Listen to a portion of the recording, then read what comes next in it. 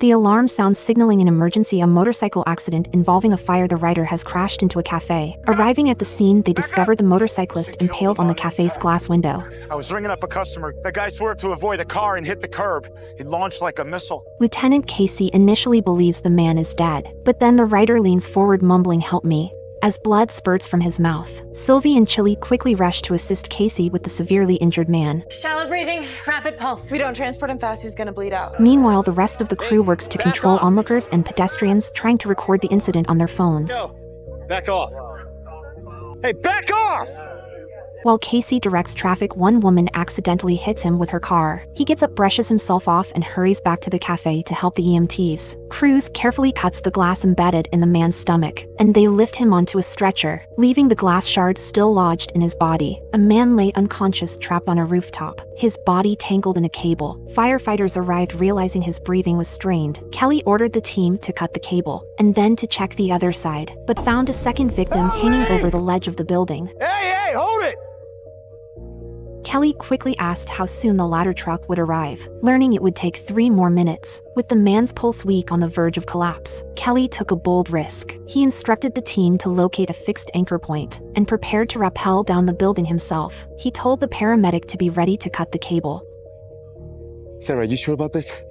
Just don't let go of the rope. Slowly, he descended along the wall, securing the man and signaling the team to cut the cable. As the cable snapped, the rooftop team slid forward with the weight. Cruz struggled to hold the rope, feeling the strain of supporting 2 men, and they teetered on the edge of falling. In a desperate move, Brett lunged forward, grabbing the rope, stopping their dangerous slide just in time. At that moment, the ladder truck arrived. The ladder rose, and both Kelly and the man were finally rescued. This man was truly something else. He brought a fish to see a doctor and kept calling it Dad. The doctors were stunned. What was going on? It turned out his name was Seamus, a fishing enthusiast who after 40 years finally caught a marlin, and a big one. In the midst of his excitement, the marlin leapt from the water, its long bill spearing into Seamus's thigh, but Seamus was unfazed. He even named the fish Franklin, after his father. The doctors suggested cutting off the fish's bill, but Seamus wouldn't hear of it, so they took an MRI with both him and the fish together. Suddenly, the fish exploded. A metal hook was inside it, and the MRI's magnetism heated the metal. Seamus was shocked, but after a moment, he rushed to check on his fish, only for it to slip to the ground, pulling the bill from his thigh and causing blood to gush out. Claire quickly pressed on his artery to stop the bleeding, and Seamus was rushed to surgery, though they managed to control the bleeding. After the surgery, they found that the artery flow in Seamus's leg was normal. An ulcer began to worsen on his leg. Antibiotics didn't help, and Morgan suspected a tumor. Eventually, they found an angiosarcoma in his thigh. The doctors had to amputate his leg, but Seamus didn't feel sorrowful about the loss. Instead, he felt a strange gratitude toward the fish. You amazing fish! You saved my life!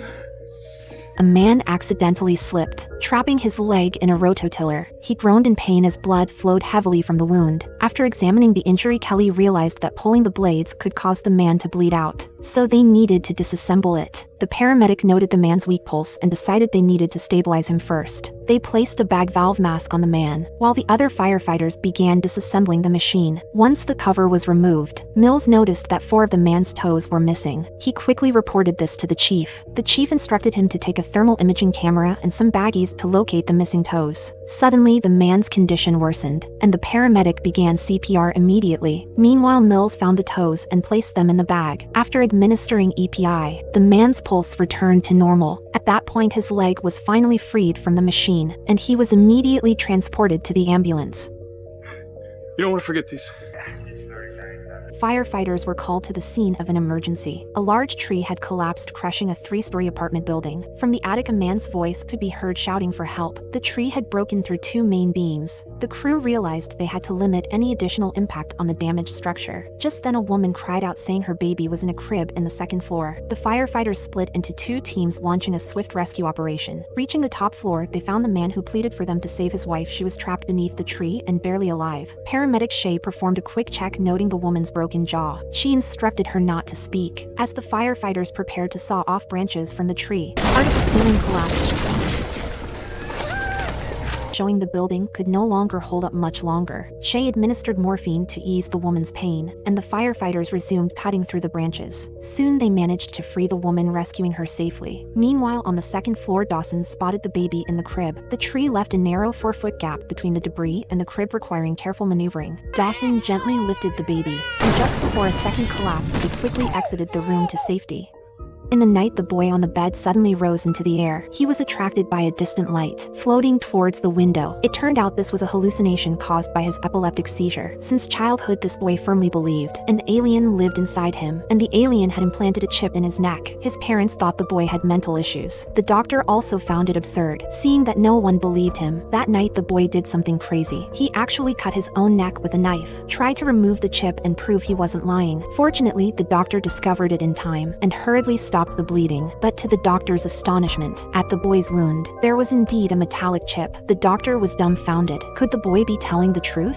The next morning, House removed the chip from the boy's body. This thing was truly unlike anything on Earth. The assistants were instantly bewildered. It turned out this was a prank by House. The object was actually a surgical pin. The doctor learned from the boy's medical history that 4 years ago he had a fractured arm, and that was when the pin was implanted. It seemed that during the removal process, a piece broke off and then traveled through his bloodstream from the arm to the neck. It was thought that removing the pin would cure the boy, but it didn't. The boy still fantasized about aliens. House decided to examine the boy's heart again to observe better. House switched the heart monitor to projection mode. Sure enough, magnified, he saw some myocardial cells were not synchronized. The test results were even more astonishing. The DNA of these myocardial cells was different from other parts of his body. In other words, there was another person inside the boy. How incredible! However, House provided an explanation. The boy's mom used in vitro fertilization when implanting embryos. Doctors typically implant 2 to 6. Eventually, survival of the fittest occurs. At that time, 2 embryos had fused together, forming a chimera. One grew up, which was this boy, and the other caused trouble inside his body. That's why the boy felt there was an alien in him. To completely solve this problem, the abnormal cells in the boy's brain needed to be removed. House then performed brain surgery on the boy. He started stimulating brain nerves. First the arm switch, then the tickle switch.